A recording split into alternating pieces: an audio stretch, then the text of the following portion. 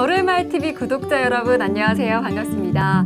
제가 오늘도 어김없이 이 겨울말TV의 용례 독독의 안방 마님으로서 찾아왔습니다. 매달 저희가 새로운 단어들 보여드리면서 용례 독독을 소개해드리고 있는데 저도 용례 독독을 진행하다 보니까 제가 오히려 정말 몰랐던 단어들도 알게 되고 또 그 단어들이 변화를 한 의미를 알게 되니까 굉장히 뭔가 새롭게 느껴지더라고요. 여러분들도 보시면서 새롭게 느껴지는 또 익숙한 단어들에서 재미를 찾아보시면 좋을 것 같습니다. 네, 오늘도 새로운 분과 함께 하겠습니다. 겨울말 큰 사전 남북공동편찬사업회 편찬 3부 부장으로 계시는 변영숙 부장님과 함께합니다. 안녕하세요. 안녕하세요. 만나서 반갑습니다.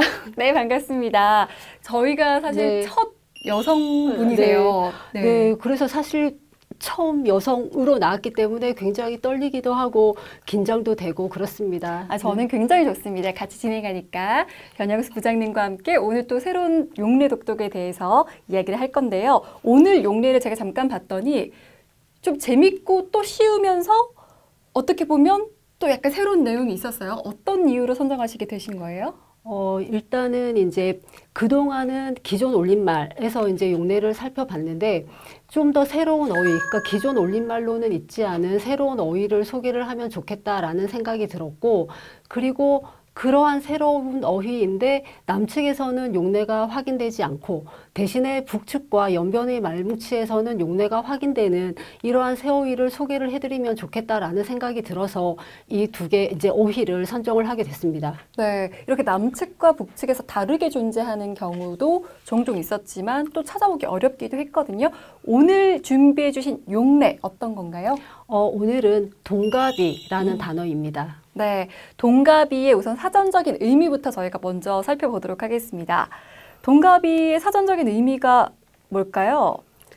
동갑이는 이제 저희가 남측 그리고 이제 북측이나 연변에서는 주로 동갑내기라고 쓰는 그 이제 나이가 같은 사람을 좀 더 친근하게 이르는 말로 이제 사전적인 풀이를 할 수가 있습니다. 그래서 기본적으로 이제 뭐 남측, 연변 그리고 북측에서는 동갑내기를 워낙 많이 쓰지만 이 동갑이라는 단어는 동갑이라는 명사에다가 사람을 뜻하는 이, 전미사 이가 결합이 돼서 만들어진 단어이고 이제 말씀드린 대로 의미는 동갑내기를 친근하게 이르는 말 정도로 풀이를 할 수가 있습니다. 네. 동갑내기, 동갑이야 라고 하는 말은 참 많이 들어봤지만 사람을 나타내는 동갑이라는 단어는 정말 생소하긴 해요. 네, 아주 생소하고 그래서 사실 남측에서는 말뭉치에서 이 용례를 찾을 수가 없었고 그나마 이제 북측과 연변 말뭉치에서만 용례를 확인할 수가 있었습니다. 그러면 남측의 표준국어 대사전과 또 북측의 조선말 대사전에는 이게 없다고 하는데 왜 그런 건가요? 일단 사실 왜 없을까를 정확한 이유를 알기는 어렵지만 기본적으로 좀 이제 생각을 해보면 일단 남측이나 북측이나 연변에서는 동갑내기라는 말을 전적으로 높은 비율로 쓰고 있기 때문에 동갑이라는 단어에 이가 결합된 이 동갑이라는 어휘를 이제 새로 만들어서 써야 할 필요성이 없었지 않았을까라는 생각이 들고, 그러니까 형태적으로도 그렇고 의미적으로도 굉장히 많이 쓰는 동갑내기와 별 차이가 없는데 굳이 새로운 단어를 만들어서 언중들이 언어 생활에서 써야 할 필요성이 있었을까? 그러니까 결국은 이 동갑이라는 단어가 이제 쓰임이 확인이 되지 않고 그러니까 결국은 이제 사전에 올라가지 않았다. 이제 이 정도로 생각을 할 수가 있을 것 같습니다. 네, 요건 추측사항인 거죠? 네. 그럼 저희가 이제 용례를 동갑이는 없지만 동갑이와 같은 경우에 연변과 북측에서 또 쓰이는 용례를 읽어보려고 합니다. 제가 먼저 연변, 즉 중국의 용례를 살펴보도록 할게요. 일이 참 묘하게 되었다. 나와 임술영감이 한나란 씨의 공장 기검대로 전근되었다. 접대 들은 바 있지만 임술영감은 원래 미장공이었다. 나는 이 공장에 오기 전에 시건축 공사에서 림시 노동을 한 적이 있기에 지도부에서는 나를 기검대에 보내는 모양이었다. 내가 임술영감을 따라 기검대 사무실에 들어설 때였다. 하하하, 동갑이 왔구만. 후리후리한 키에 실팍한 몸집을 가진 사나이가 반갑게 자리를 차고 일어났다. 기검대 오승천 대장이었다. 임술영감과 동갑이라고 하지만 수염 한 대 없이 다갈처럼 밋밋한 턱이라든가 혈색 좋은 얼굴은 중년으로 보기가 십상이었다. 동갑이 또 어깨를 곁고 일하게 됐소.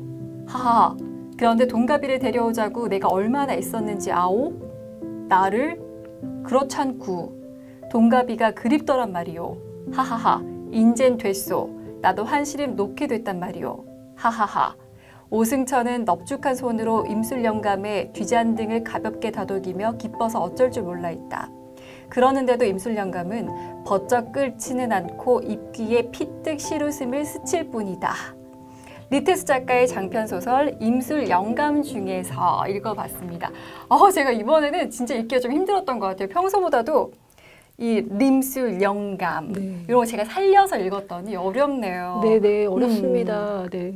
네, 이렇게 연변의 용례 저희가 살펴봤는데 여기서 동갑이라는 의미는 동갑이라는 그냥 동갑내기로 쓰였을까요? 네, 동갑내기라고 해서 어차피 사전적인 의미는 동일한데 다만 이 연변 용례 같은 경우는 이 동갑이를 상대방을 지칭하거나 부르는 말로도 쓰이고 있어서 쓰임이 조금 더 확장이 됐다 이렇게 보시면 될 것 같습니다. 네.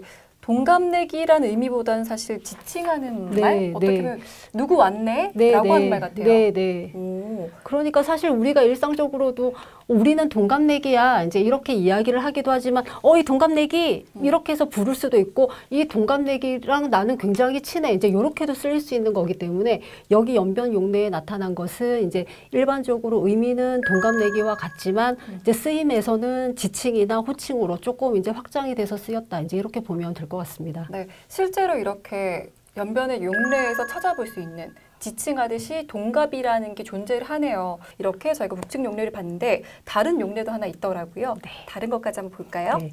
소금을 바꾸려고 읍에 내려갔던 오성녀는 사람들에게서 그제야 해방의 소식을 알게 되었다. 그리하여 오성녀는 고향을 찾아갔다. 그의 고향은 읍 변두리에 자리 잡은 제사 공장과 마주선 농촌 마을이었다.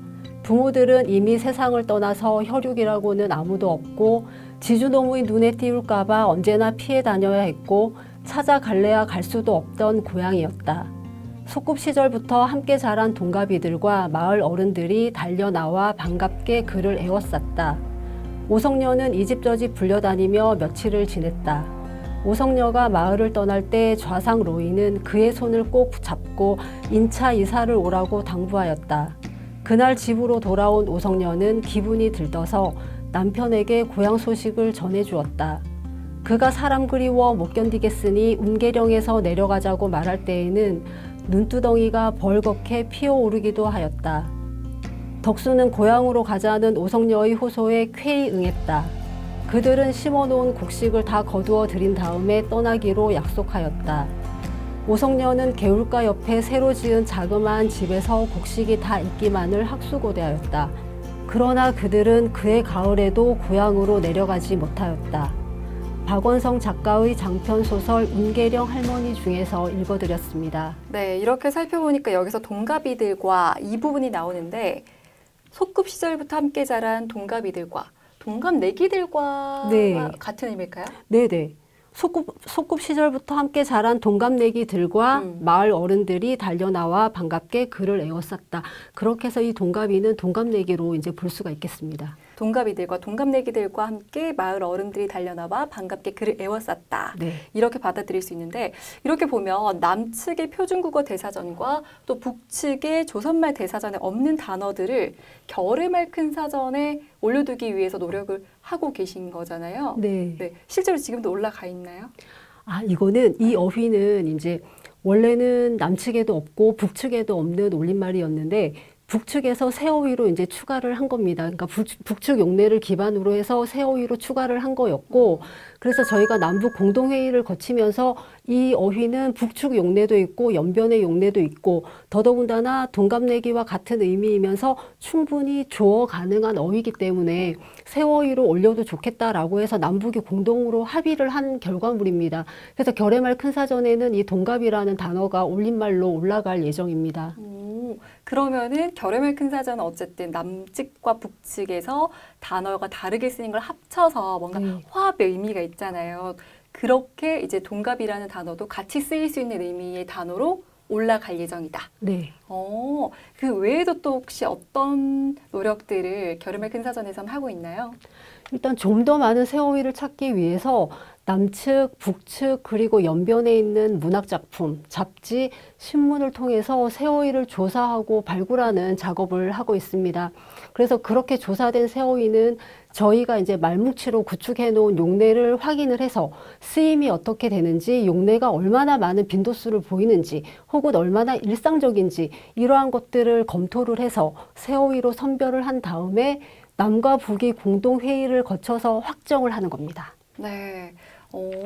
앞으로는 진짜 뭐 단어를 저는 잘 모르지만 앞으로 친구들과 만났을 때도 동갑이라는 단어를 쓰면서 해도 어쨌든 알아들을 것 같아요. 네, 그죠? 네. 네. 그렇게 의미의 확장도 있겠지만 뭔가 일상에서 쓰면서 결의말 큰 사전에 올라가기 전에 저도 한번 일상에서 사용해 보도록 하겠습니다. 정말 감사합니다.